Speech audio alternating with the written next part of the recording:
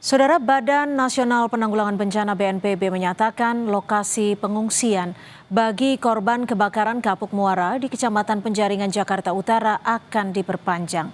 Menurut Direktur Dukungan Sumber Daya Darurat BNPB Agus Rianto menegaskan, soal masa pengungsian korban kebakaran Kapuk Muara, Agus memastikan pengungsian akan diperpanjang hingga Rabu 11 Juni 2025.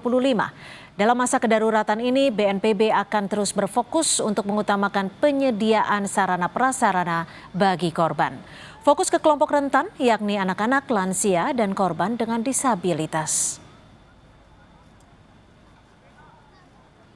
Dan juga BPBD kami koordinasi, memang untuk tinjauan saat ini ada kemungkinan masih diperpanjang karena dengan beberapa kondisi yang ada, termasuk mungkin apakah nanti pasca pengungsian ini akan ditempatkan di mana, sehingga kemungkinan akan diperpanjang sampai dengan 3 hari ke depan, Pak Lurah ya. Sehingga mungkin 7 hari ya dari sejak kebakaran tersebut pengungsian akan dilayani. Untuk selanjutnya tentu